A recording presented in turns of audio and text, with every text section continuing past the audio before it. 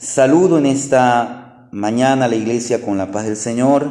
Le invito a que abra su Biblia en el Evangelio de Lucas, en el capítulo 13, y vamos a dar lectura a los versos 23 y verso 24, y lo vamos a hacer de manera unánime, estos dos versículos, a la voz de tres. 1, 2, 3. Y alguien le dijo: Señor, son pocos los que se salvan. Y él les dijo: esforzaos a entrar por la puerta angosta, porque os digo que muchos procurarán entrar y no podrán. Vamos a orar. En esta mañana, Señor, te damos gracias por todas las bendiciones que tú tienes para con nosotros, y queremos considerar tu palabra, que seas tú hablando para mi vida y para la vida de cada uno de los que estamos aquí presentes, y para todos cuantos escuchen este mensaje, que este mensaje sea de bendición, que traiga un despertar a la vida de cada creyente, porque necesitamos, Señor, esforzarnos por servirte. Te damos gracias en el nombre de Jesús. Amén. Tomen asiento, amados hermanos. Tome asiento, mi amada hermanita. Hoy vamos a meditar el capítulo 13 del Evangelio de Lucas. Y en este capítulo nos vamos a encontrar con algunas preguntas. Por ejemplo, ya vimos una pregunta que le hicieron a Jesús. Présteme atención. Mire, hay una pregunta que le hacen al Señor Jesús: ¿son pocos los que se salvan? Y vamos a ver qué el Señor dice. Pero mire, quiero decirle que todo ser humano, usted y yo, tenemos preguntas. No sé si usted ha visto, o es probable que a usted le haya sucedido, mayormente a las madres, cuando tenían sus niños de 4, de 5, de 6 años. Los niños a esa edad hacen muchas preguntas. ¿Y por qué? ¿Y por qué? Y la madre tiene que tener paciencia para responderle, y tiene que tener sabiduría para responder a las preguntas, porque a veces el niño o la niña hace una pregunta y sigue haciendo otra, y como que no para de hacer preguntas. ¿Por qué? Porque él desconoce. Entonces, él tiene esas preguntas en su corazón. Así mismo pasa con todo ser humano. Y en el caso nuestro, ¿quién mejor que Jesús para responder aquellas preguntas? Pero ¿qué sucede? Y hagas esta pregunta: ¿qué sucede una vez que el Señor responde a nuestras preguntas, a nuestras interrogantes? Porque ese es el mayor dilema que enfrentamos muchas veces los cristianos. El Señor, por su palabra, nos da la instrucción correcta. Pero ¿qué pasa?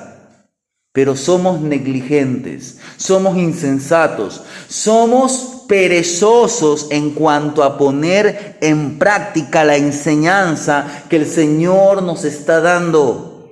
Hermanos, debemos esforzarnos en no solamente ser oidores, sino hacedores de la palabra de Dios. En otras palabras, pongamos en práctica todo lo aprendido, todo el consejo de Dios para nosotros.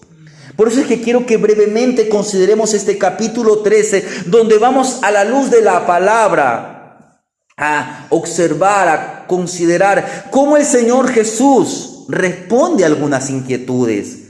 Y nosotros tenemos este consejo, un consejo que va a vincularnos a todo el texto. ¿Cuál es el consejo del Señor que leímos? Esforzaos a entrar por la puerta angosta. Mire, este consejo nos exhorta. Somos exhortados ¿a qué? A esforzaos a entrar por la puerta angosta. Ese es el mensaje en esta mañana. Esforzaos a entrar por la puerta angosta. En primer lugar, considerando los primeros 9 versículos, mire, el primer punto dice: arrepentíos o pereceréis. Y quiero que me preste atención.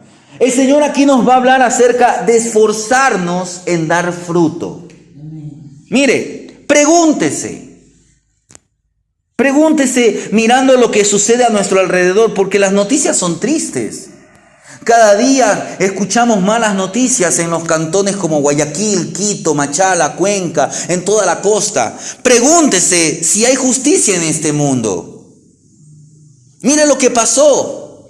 Poncio Pilato, si usted lee los primeros versículos, dice, en aquel tiempo estaban allí algunos que le contaban a Jesús acerca de unos galileos cuya sangre Pilato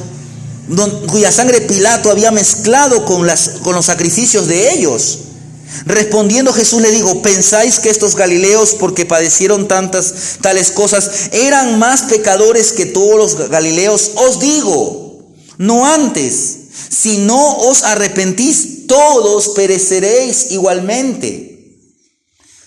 O aquellos 18, el Señor dice, sobre los cuales cayó la torre en Siloé y los mató, ¿pensáis que eran más culpables que todos los hombres que habitan en Jerusalén? Os digo, no, antes si no os arrepentís, todos pereceréis igualmente. Mire, es como que la gente fue a contarle algo y la pregunta era, ¿por qué ocurre esta injusticia?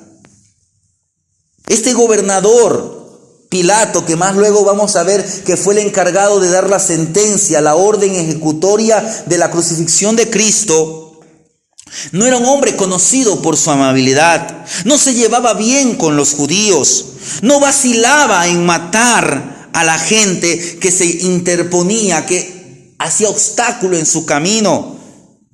Este incidente, esta historia que dice que Pilato mezcló la sangre de unas personas con los sacrificios que ellos llevaban al templo, lo cual era algo abominable para el judío.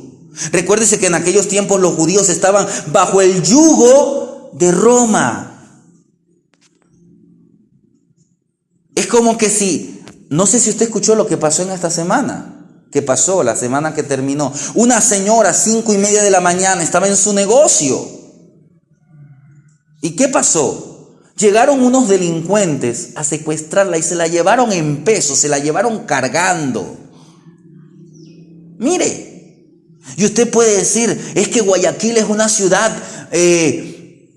mala. La gente en Guayaquil, la ciudad es mala. ¿Qué está diciendo el Señor? No piensen que ellos son peores que ustedes, porque si ustedes no se arrepienten, lo mismo va a suceder, porque la maldad se está multiplicando.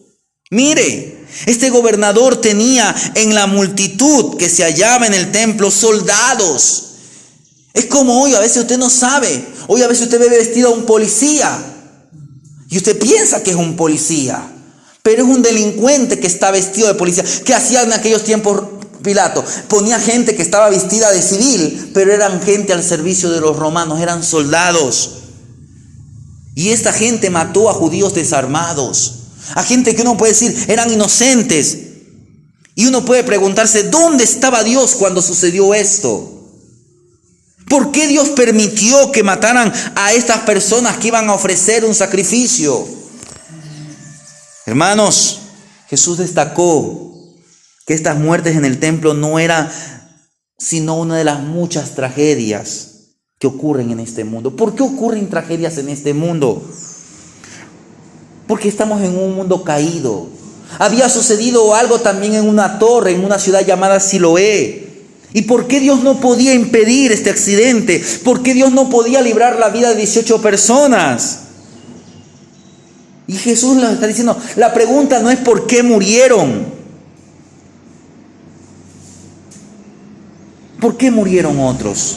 Sino por qué hoy estoy todavía vivo. ¿Por qué usted todavía está vivo? Usted tiene que preguntarse por qué. A veces sabemos que, mire, el vecino que estaba el día anterior vivo, que no estaba sin ningún problema, de pronto un paro cardíaco, un accidente, una caída, y usted tiene que hacer esa pregunta, ¿y por qué? Dios todavía tiene algo que hacer con nosotros.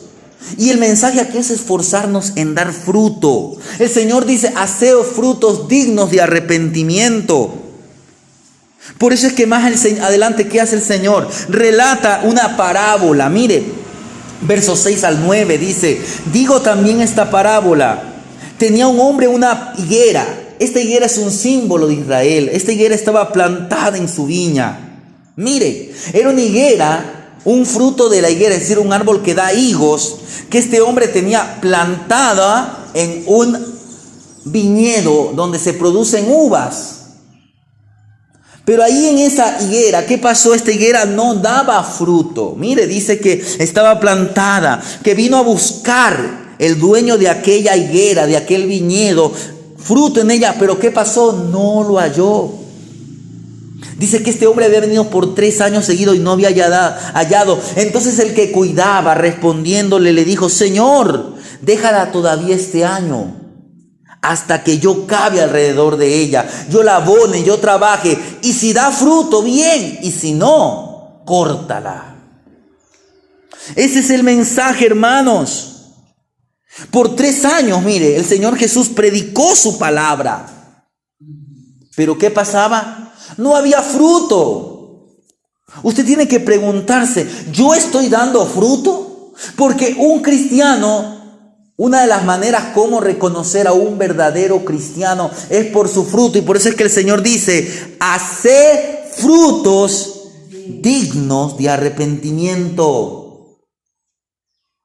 Debemos dar frutos dignos de arrepentimiento, porque si no seremos cortados. Hay muchas personas que asistieron 3, 4, 5, 20 años a una iglesia, pero eran meros oyentes, no eran verdaderos cristianos.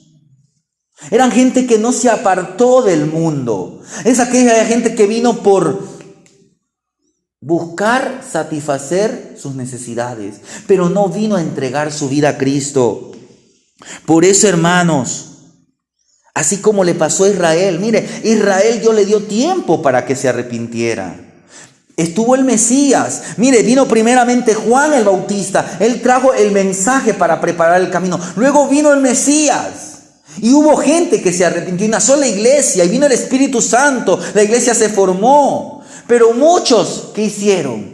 Despreciaron el mensaje. ¿Y qué pasó en el año 70 de nuestra era? Casi 35 años después, o casi unos 40 años después de que el Señor Jesús ascendiera. Vino un general romano, asedió la ciudad de Jerusalén, la destruyó por completa, quedó asolada. Los israelitas fueron dispersados por diferentes regiones del mundo. Por más de 1900 años, o aproximadamente 1900 años, Israel vivió sin tierra propia. Pero Dios había prefijado que un día el pueblo tenía que regresar. Y por eso es que usted hoy ve un estado israelí. Pero aún Israel no ha aceptado al Mesías. Así mismo pasa con muchos creyentes, personas que asisten no son verdaderos creyentes. O tal vez usted aceptó a Cristo, pero no ha entregado todo. Tenemos que entregar todo. Tenemos que permitir al Espíritu Santo que nos cambie. Pero en segundo lugar, mire lo que nos dice los versos 10 en adelante hasta el verso 21. Mire, aquí vamos a ver cómo el Señor Jesús sana a una mujer en el día de reposo. En primer lugar, quiero que considere, no vamos a leer por el tiempo, pero le voy a contar lo que sucedió. Era un día de reposo. En otras palabras, era un día sábado. Recuérdese que para el judío y para todos nosotros, la semana no es que empiece el lunes, la semana empieza el domingo. Termina el sábado, el día de descanso. La palabra sábado viene de sabat, que significa reposo, descanso. Era el día que el judío descansaba de sus trabajos, de sus labores, y se reunían para buscar de Dios. Hoy nosotros ya no estamos bajo la ley. Tenemos que servir a Dios todos los días. Todos los días nosotros en Cristo buscamos reposo. Pero un culto o un día que tenemos mayor facilidad es el día domingo, como hoy. Aunque no todos se congregan, porque como aquí vivimos en un pueblo donde el domingo es un día laborable, pero muchos no están entendiendo el valor del día domingo o el significado del día domingo, porque un día domingo el Señor Jesús resucitó y por eso es que se lo conoce como el día del Señor. Pero ¿qué pasó en un día sábado? Los judíos enseñaban, los religiosos enseñaban que usted no podía hacer ninguna actividad. Pero sí hacían ciertas actividades. Como por ejemplo, si yo tenía un burro, o tenía una oveja, o tenía un animal, y si ese animal se me caía en una zanja, La gente no decía, no, es que bueno, es día de reposo y dejo que el animal se muera. No, la gente se esforzaba. ¿Por qué? Por sacar a su animal. Si usted tiene una vaca, usted va a decir, bueno, la vaca se cayó, voy al templo. No, usted tal vez se esfuerza. Pero mire, nos esforzamos para esas cosas, pero no nos esforzamos en lo más importante. Y eso es lo que pasó. Ese día había una mujer que estaba encorvada. Es decir, que esta mujer vivía así, doblada. Y esto había pasado por 18 años. Y en el día de reposo está esa mujer y la gente, los fariseos, los religiosos, dicen, vamos a ver si la sana. Mire, y el Señor aquí usa una pregunta y la reduce a una realidad real, concreta. Él les pregunta,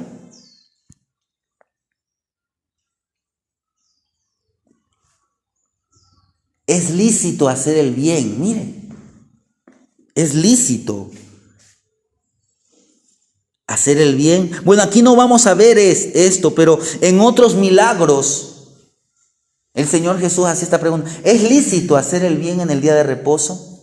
Y dice que se le acerca a esta mujer y le dice: mujer, eres libre, eres sana de tu azote, eres libre de tu enfermedad. Dice que Él puso sus manos sobre ella y esta mujer se enderezó. Mire, a veces estamos preocupados por las necesidades humanas, pero imagínese la aflicción de esta mujer.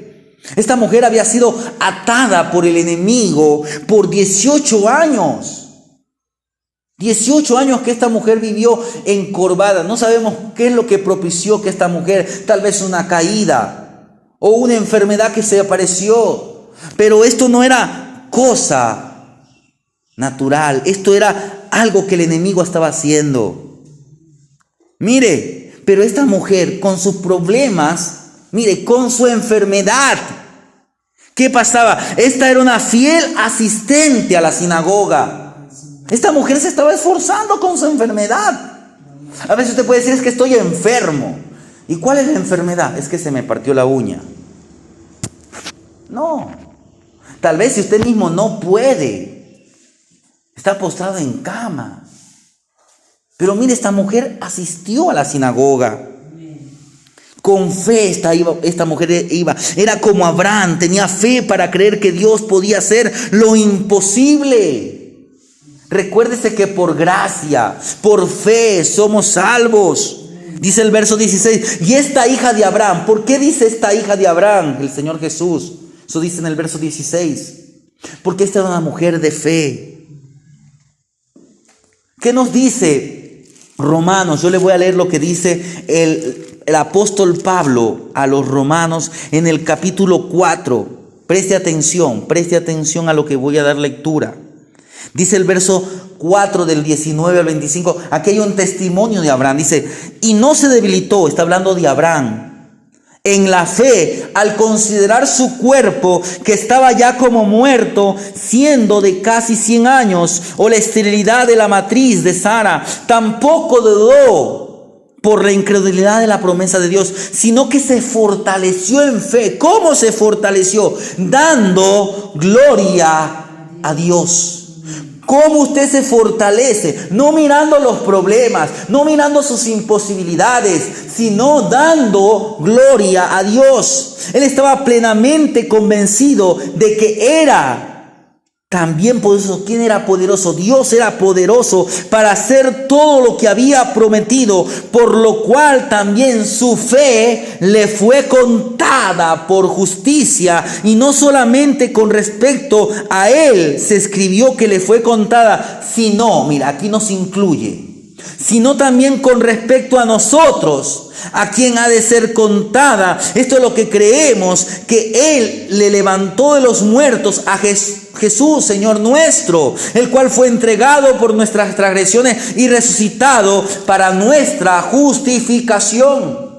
El pastor Héctor ayer enseñaba en el culto de la noche que el Señor Jesús le dijo: si vosotros permanecéis en mi verdad o en mis palabras, seréis verdaderamente libres. Los judíos le dijeron: nosotros somos hijos de Abraham, pero no eran hijos verdaderamente de Abraham. En cuanto al linaje, sí, eran descendencia de Abraham, Pero en cuanto a lo espiritual, no eran hijos de Abraham. Porque ¿qué es la característica de Abraham? Con todas sus fallas, la característica de Abraham fue la fe. Pero ¿cómo usted demuestra fe? Haciendo obras. Y por eso el Señor aquí nos enseña algo muy importante.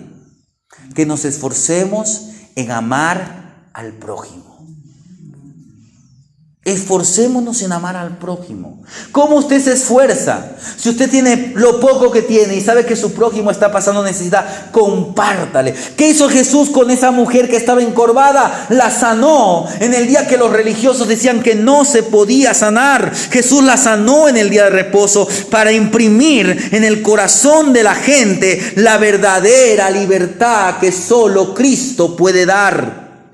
Porque los religiosos judíos habían encadenado a la gente con reglas. Hermano, no significa que usted por no venir un día al culto usted pierde la salvación. Pero es el deber, la responsabilidad del creyente de congregarse. No significa porque usted viste de una manera que no es la correcta, es que usted pierde su salvación. Pero es el deber, la responsabilidad. Es bueno para el creyente que se aparte de muchas maneras de vestirse. No significa que usted porque escuche una música que no tiene buen contenido, usted pierde la salvación. Pero no es bueno para el creyente escuchar ese tipo de música porque eso contamina al hombre. Eso contamina al hombre.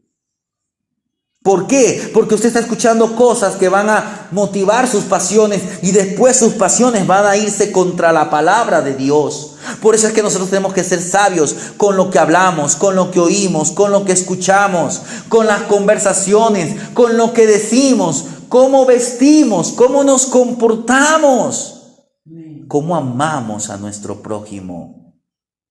Tenemos que amar, tenemos que esforzarnos, aún aquel que nos hace daño, aún aquel que es nuestro enemigo. Por eso predíquele la palabra de Dios. Por eso es que usted tiene que ser un hombre, una mujer de oración. Porque usted no sabe si más adelante en su barrio, en su comunidad, hay algún vecino que esté enfermo. La gente que hace, corre al médico, no es malo, pero no buscan de Dios. Y otros que hacen, corren al brujo. Y eso es contaminación, eso es pecado, eso es aborrecible ante Dios.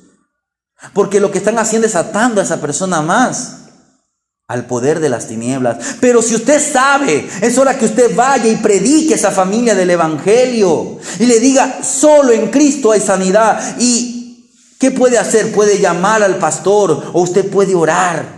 A veces no hay cómo llamar por X o por Y razón, pero usted ore, Señor, yo no soy nadie, no somos nada. Pero Señor, mi vecino está enfermo, yo no tengo cómo ayudarle, pero sé que tú tienes poder para sanar. Pero antes de que usted le ore por un enfermo, háblele a la gente que solo Cristo salva. Porque usted puede tener salud, pero no puede tener salvación. Más importante es la salvación de su alma que la sanidad o la salud de su cuerpo. Hermanos, aquel hombre de la sinagoga, aquel dirigente de la sinagoga, era un hombre hipócrita, porque ellos se molestaron porque Jesús hacía milagros. Por eso el Señor les dice, ustedes en el día de reposo libran a sus animales, se esfuerzan por librar a su animal. Se preocupan de sus animales. Mire, en el verso 15 el Señor dice así: el Señor les respondió y dijo, hipócrita, cada uno de vosotros no desata en el día de reposo su buey, su asno del pesebre y lo lleva a beber. Y esta hija de Abraham que Satanás había atado 18 años, ¿no debía desatar de esta ligadura en el día de reposo? Al decir estas cosas se avergonzaban sus adversarios, pero todo el pueblo regocijaba por todas las cosas gloriosas hechas por él. Hermanos, la gente libra a sus animales, pero no ayuda a un ser humano hecho a la imagen de Dios. La gente hoy se preocupa más por los animales, pero no le importa el aborto. Hermanos, usted y yo tenemos que ser defensores de la vida. ¿Y cómo defendemos la vida? Anunciando las buenas nuevas de salvación. Porque en Cristo hay vida y vida en abundancia. Pero veamos qué nos dicen los versículos 22 al verso 30. Mire. Y antes de esto, veamos lo que nos dice aquí dos cosas. Mire, primeramente vemos dos parábolas. Primeramente vemos una parábola de la semilla de mostaza y otra que es la parábola de la levadura. Escuche. Tenemos estas dos parábolas. Y a veces estas parábolas han sido mal entendidas porque dice, ¿a qué es semejante el reino de Dios y con qué lo compararé? Es semejante al grano de mostaza que un hombre sembró, creció y se hizo un árbol grande. Yo no sé si usted conoce la mostaza, pero la mostaza no es un árbol, es un arbusto. No es un árbol, es un arbusto. Es como usted ve la hierba luisa, algo así es no es un árbol. Crece, sí, crece y da buen fruto. Pero aquí dice que creció un árbol. Entonces esto es algo extraño. Y el Señor está comparando esto como el reino de los cielos. Hermanos, va a haber cosas que la gente no va a entender. Hoy la iglesia está siendo llevada por diferentes doctrinas. También dice que el reino de los cielos es semejante a una mujer que tomó una masa y puso ahí un poco de levadura. En la Biblia, y esos días atrás habíamos hablado, en la Biblia la levadura no es sinónimo de cosas buenas, es sinónimo de hipocresía. Hoy hay mucha hipocresía en el pueblo de Dios. Tenga usted cuidado, el Señor siempre nos llamó, tengan cuidado de la hipocresía. Ya hemos visto en mensajes anteriores que el Señor enseña a que tengamos cuidado de la hipocresía. ¿Por qué? Porque en tercer lugar tenemos que esforzarnos a entrar por la puerta angosta. El Señor usó preguntas abstractas, las redujo a realidades concretas. La pregunta no es, ¿son pocos los que se salvan? Sino, ¿cuál es la pregunta? Es la pregunta que usted y yo tenemos que hacernos. ¿Estará nuestro nombre en el libro de la vida? ¿Estaré entre los salvos? Y mira la palabra que el Señor utiliza. Esta palabra, esforzaos. ¿Qué es lo que está diciendo? Mire, esta palabra significa o quiere decir agonizar como un atleta. A veces vemos las competencias atléticas. Hay carreras de larga distancia y hay carreras de corta distancia. Una carrera de corta distancia es una carrera de 50, de 100 metros, de 200 metros, de 400 metros, que en 20, 30, 40 segundos, un minuto se termina. El hombre tiene que empezar lo más rápido que pueda y llegar con la mayor velocidad posible. Pero ¿qué es diferente esto a una carrera de larga distancia? Una carrera de 10, 20, 40 kilómetros. Una maratón. La maratón es aproximadamente de 42 kilómetros. Entonces, si una persona comienza a correr a 1000 por hora, le estoy diciendo que comienza a correr con todas sus fuerzas. Esta persona tal vez aguante 1 kilómetro, 2 kilómetros por lo mucho. Pero ¿qué va a pasar? Se le va a fundir la máquina. Se desmaya. Por eso es que el hombre se prepara. ¿Para qué? Para correr toda la carrera. Y tal vez en los últimos kilómetros, los últimos 10, 5 kilómetros, él se esfuerza un poco más. Pero mire, él está ya ha corrido tal vez 30 kilómetros. Corra usted 30 kilómetros, usted va a quedar molido. Por eso es que la persona, el atleta se prepara. Pero el Señor utiliza eso. Esta palabra esforzados. ¿Por qué? Porque el atleta, cuando más se acerca a la meta, más está con una lucha interna. El cuerpo ya no le da. Es como que está agonizando como un atleta. Ahora quiero decir que no es que somos salvos por nuestro arduo trabajo, sino que somos salvos por la gracia cuando confiamos en Cristo. Pablo dice, puesto, no dice, prosigo al blanco, a la meta. En otras palabras, si usted permanece en los caminos, siga esforzándose. Vengan los problemas, vengan las dificultades, vengan las malas noticias. Siga esforzándose, no desmaye, permanezca, esfuércese. Pero se nos está advirtiendo, ¿qué es lo que el Señor nos está advirtiendo? A evitar, mire, leamos el contexto. Mire, el Señor pasaba por ciudades, por aldeas, estaba enseñando, estaba encaminándose a Jerusalén. ¿Dónde iba? A Jerusalén. Preste atención a esto, porque este es un punto ya, un momento en que las aguas están ya partiendo. El Señor Jesús había desarrollado ya su ministerio. Llevábamos casi cerca de 3 años, 2 años y medio, a cerca de 3 años de ministerio del Señor Jesús.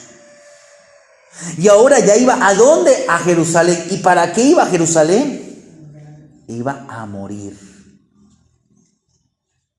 Porque ¿dónde el Señor Jesús fue crucificado? En la ciudad de Jerusalén. Iba a morir. De aquí a un mes o menos de un mes, la gente estará recordando la crucifixión de Cristo. Nosotros no solamente tenemos que recordar, sino tenemos que, como dice el apóstol Pablo, con Cristo estoy juntamente crucificado. Debemos esforzarnos, hermanos. Mire. Y ahí alguien le pregunta, Señor, son pocos. Y el Señor, ¿qué dice? Esforzaos a entrar por la puerta angosta, porque os digo que muchos procuran entrar y no podrán. Después que el padre de familia se haya levantado, mire, y cerrado la puerta, y estando fuera empecéis a llamar a la puerta diciendo, Señor, Señor, ábrenos. ¿Qué responderá? No sé de dónde sois. Entonces comenzaréis a decir, delante de ti, mire, la gente sacará a decir, delante de ti hemos comido y en nuestras plazas enseñantes. Os dirá, no sé de dónde sois, apartaos de mí. Todos vosotros, hacedores de maldad. Era decir, gente que había estado con el Señor. Mire, debemos tomar la salvación seriamente, porque podemos hallar la puerta cerrada. ¿Y qué va a pasar? Va a tomar otro el lugar nuestro. Otro tomará lugar en el banquete, en la cena de las bodas del Cordero. Los que piensan que son los primeros, como los fariseos. Mire. Muchos pensaban, que yo... Hermano, aquí no es por el título. No es por cuántos años usted tenga de creyente, sino si usted es un verdadero creyente, es un hombre o una mujer que se esfuerza. Os digo que no sé de dónde sois, apartados de mí, hacedores de maldad. Allí será el lloro y el crujir de dientes cuando veáis a Abraham, a Isaac y a Jacob y a todos los profetas en el reino de Dios, y vosotros seréis excluidos. Es como el Señor Jesús más adelante relata la parábola de el rico y Lázaro. Lázaro estaba en el seno de Abraham, estaba en un lugar de descanso, estaba con el padre de la fe, el padre Abraham. Pero ¿dónde estaba el rico? Estaba en un lugar de tormento, donde había una especie de cima, no cima como una altura, sino cima de hueco, que separaba a estas dos personas. Estaban excluidos, separados. Hermanos, no se trata cuánto usted piense que esté haciendo, sino cómo usted está sirviendo. Si usted sirve de todo corazón, usted se va a esforzar. Por eso, hermano, el consejo es entrar por la puerta. Los que piensan que son los primeros, como los fariseos, se hallarán en los últimos. Mientras los que se humillan, pensando ser los pecadores, hallarán ser los primeros. Hermanos, esfuércese. Y por último, ¿qué nos dice? Los versos, mire, voy a leer el verso 30 para de ahí entrar a los versos finales. Y aquí hay postreros que serán primeros y primeros que serán postreros. Y por último veamos este lamento, miren. lamento de Jesús sobre Jerusalén. Del verso 31 al verso 35 dice: aquel mismo día llegaron unos fariseos diciendo: sal y vete. Mire cómo la gente se le oponía. Sal y vete porque Herodes te quiere matar. Supuestamente le estaban haciendo un favor a Jesús. Recuérdese que Jesús, ¿dónde iba? A Jerusalén. En otras palabras, estaban diciendo: no vengas a Jerusalén. Y la Biblia estaba profetizando que era Jerusalén donde tenía que el Señor morir. Por eso es que el Señor va a dar un lamento sobre Jerusalén. Mire, y le dijo: id y decid a aquella zorra, es decir, a Herodes: he aquí hecho fuera demonios, hago curaciones hoy y mañana, y al tercer día, mire, preste atención, al tercer día. ¿De qué tercer día estaba hablando? Del día en que iba a resucitar. Recuérdese que al tercer día Jesús dice: y al tercer día termino mi obra. Era una manera, claro que la gente no le entendía. Recuérdese que ellos primeramente, muchos no aceptaban a Jesús como el Mesías. Y hoy a veces nosotros no entendemos. ¿Por qué? Porque tenemos el corazón endurecido. Jesús está diciendo: y al tercer día termino mi obra. Sin embargo, es necesario que hoy y mañana y pasado mañana siga mi camino, porque no es posible que un profeta, porque Jesús también tenía ese ministerio. Jesús fue un evangelista, Jesús fue un maestro, Jesús fue un apóstol, porque vino enviado por el Padre. Jesús fue un pastor, Él es el buen pastor que da su vida por las ovejas, pero Jesús también fue un maestro. Porque no es posible que un profeta muera fuera de Jerusalén. Y aquí viene el lamento: Jerusalén, Jerusalén, que matas a los profetas. ¿Cuántas veces quise juntar a tus hijos como la gallina a sus polluelos debajo de sus alas, y no quisiste? He aquí vuestra casa os es dejada desierta. Yo digo que no me veréis hasta que llegue el tiempo en que digas: bendito el que viene en el nombre del Señor. Pero aquí, ¿qué nos está diciendo el Señor? Que nos esforcemos en permanecer. Usted ya entró a la puerta, usted ya cruzó la puerta que es Cristo, usted ya es salvo. ¿Ahora qué? Esfuércese en permanecer. ¿Por qué se pierden muchas personas? El Señor estaba en territorio de este tal Herodes. Este Herodes Antipas. Los fariseos pensaron que podían asustarlo, pero se equivocaron. A veces nosotros vemos los problemas y nos atemorizamos. No, confiemos en el Señor. Este Herodes era hijo de Herodes el Grande. ¿Quién fue Herodes el Grande? El que mandó a matar a los niños en Belén. Aquel que hizo la matanza en Belén. Eso usted lo encuentra en el Evangelio de Mateo, capítulo 2. Herodes Antipas, había este Herodes que le decía: mira, que te busca para matarte. Este es el que había dado muerte a Juan el Bautista. Este era un gobernador capaz de hacer lo mismo con Jesús humanamente.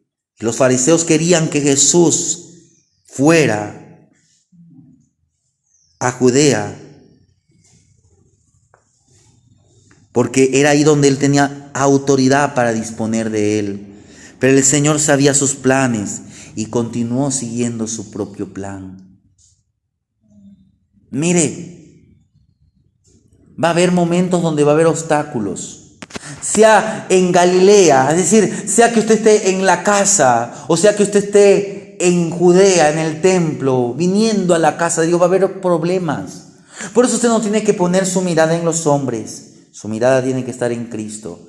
Porque es Cristo el que le da fortaleza para caminar. Jesús no tenía miedo. Vivió su vida bajo el calendario divino, bajo la voluntad del Padre. Sabía que no podía morir hasta que llegase su hora. Por eso es que Él dice: al tercer día. Ese tercer día es el día de la resurrección. Al tercer día terminó mi obra. Usted sirva al Señor. Sirva al Señor. Porque ¿hasta cuándo usted va a servir aquí al Señor? Hasta que el Señor lo disponga, hasta que Dios le dé vida, hasta que tenga vida en esta tierra. Sirva al Señor, porque allá en el cielo no es que va a estar sentado en una nube. Allá también vamos a estar sirviendo, adorando, trabajando en la obra y en el reino de Dios. Tenemos mucho que hacer en el reino de Dios. No piense que, bueno, voy al cielo y no voy a hacer nada. No, vamos a hacer muchas cosas, hermanos. Por eso es que note las palabras de nuestro Señor. El Señor aquí dice, Jerusalén, Jerusalén. Mire lo que dice en Lucas capítulo 11. Verso 47 dice, aquel siervo que conociendo de la voluntad de su Señor no se preparó ni hizo conforme a su voluntad, recibirá muchos azotes. Mas el que sin conocerla hizo cosas dignas de azotes, será azotado poco. Porque todo aquel a quien se haya dado mucho, mucho se le demandará. Hermanos, usted y yo estamos para servir, para servir. Estamos dispuestos, tenemos que estar dispuestos aún a ¿qué? A dar nuestra vida. Mire, la nación estaba perdida. ¿Por qué? Porque estaban desperdiciando su oportunidad de salvación. Por eso es que, ¿dónde fue el Señor a predicar sus últimos mensajes? Fue a Jerusalén. La gente lo recibió con palmas. Pero días después estaban diciendo, crucifícale. Desperdiciaron su tiempo de salvación. Por eso, ¿cuál es el consejo? Esforzaos. Hoy es el tiempo aceptable. Hoy es el día de salvación. El Señor predicó por 3 años. Jesús le dio a las personas muchas oportunidades para que crean en el mensaje del Evangelio, pero ellos prefirieron seguir sus propios caminos. Hermanos, Dios es misericordioso. Él es paciente, pero un día traerá salvación a la nación. Un día llegará el tiempo cuando el mundo le dé la bienvenida al Mesías. Pero en ese tiempo hay muchos que se están perdiendo. Usted hoy es parte del reino de los cielos. Termino con una anécdota y con las conclusiones de este mensaje.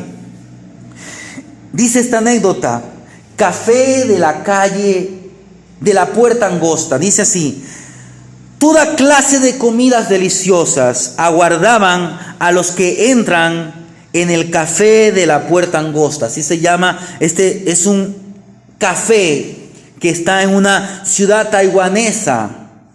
Esto es en un lugar llamado Tainan. Hay un país que se llama Taiwán, o una isla que la conocen como Taiwán, y ahí hay una pequeña comunidad llamada Tainan.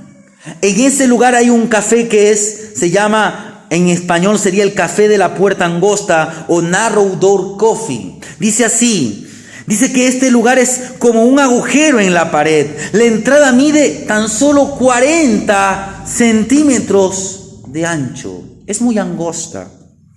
Lo suficiente para que una persona de tamaño promedio se deslice para pasar. Sin embargo, a pesar del desafío, este lugar atrae a multitudes.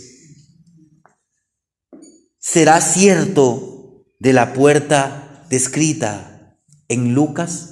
Dice el Señor: esforzaos a entrar por la puerta angosta. Alguien se pregunta: ¿son pocos los que se salvan? Y Él respondió desafiando a esa pregunta: esforzarse, esfuércense, esforzaos a entrar por la puerta angosta, entrar al reino de Dios en esencia. En otras palabras le preguntó: ¿estarás entre los salvos? Mire, el Señor usa este ejemplo, esta parábola, esta analogía, esta comparación para motivar a los judíos. ¿A qué? A no ser gente presuntuosa. Ellos decían: somos linaje de Abraham. En otras palabras, ya tenemos la salvación segura. Hermano, la salvación segura está en Cristo. Solo en Cristo hay verdadera salvación. Muchos pensaban que estarían incluidos en el reino de Dios porque eran descendientes de Abraham o porque cumplían la ley. Usted puede cumplir toda la ley, pero somos humanos y no vamos a cumplirla perfectamente. Pero cuando usted va humillado ante Cristo, cuando usted reconoce sus debilidades y le dice: Señor, ayúdame en mi debilidad, el Señor está ahí para fortalecerlo. Hermano, la salvación no es en base a su trasfondo familiar ni a sus acciones. Nada puede componer nuestra relación con Dios, solo la fe en Jesús puede salvarnos del pecado y de la muerte. Como dice Pablo, por gracia sois salvos por medio de la fe. Dice Pablo en la carta a Tito. Le leo lo que dice en Tito capítulo 3. El verso 5 dice así: nos salvó, no por obras de justicia que nosotros hubiéramos hecho, sino por su misericordia, por el lavamiento de la regeneración y por la renovación en el Espíritu Santo, el cual derramó en nosotros abundantemente por Jesucristo, nuestro Salvador.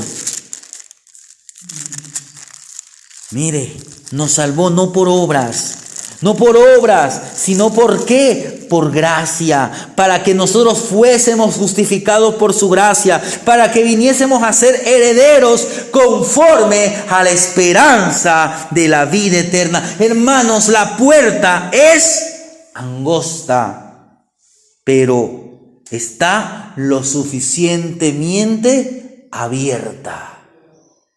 No significa que es imposible, pero hay que esforzarse. Está abierta para todos los que pongan su fe en Jesucristo, porque el Señor nos está invitando hoy, el día de hoy, a aprovechar la oportunidad de entrar en la familia de Dios, entrar por la puerta angosta. Hermanos, en el día a día de todo cristiano, ¿somos qué? Somos exhortados por la palabra.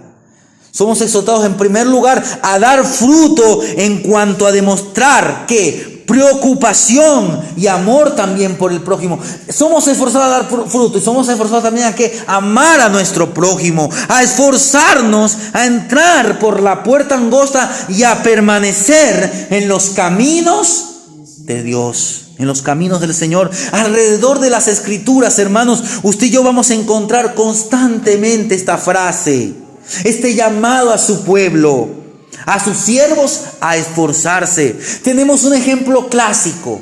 Usted va a Josué, Dios le dice a aquel varón que iba a ser el líder de Israel: esfuérzate y sé valiente. Él iba a desempeñar la función del sucesor de Moisés. Él iba a ser el nuevo líder de la nación de Israel. Él iba a ser un representante de Dios hacia la nación. Y Dios comienza a tratar directamente con Josué y le da esta tremenda palabra para encaminarlo. Porque él tenía una importante tarea. Él tenía que conquistar la tierra prometida. Tenía que repartir al pueblo de Israel la tierra prometida. Y Dios le da instrucciones, le da principios para que los ponga por obra, para que los obedeciera. Y esto demandaría que él se esfuerce y sea valiente. Iba a qué? Él tenía que hacer su parte. Y su parte era lo que Dios le demandaba: esfuerzo y valentía. Josué tenía que esforzarse ¿en qué? Dice la Biblia: y medita. Nunca se aparte de tu boca este libro de la ley. Medita diariamente, como lo que dice el salmista, y en su ley medita de día y de noche. Él tenía que apreciar con obediencia la ley, dice el salmista en el Salmo número 119, el verso 33. Salmo 119, présteme atención que yo doy lectura.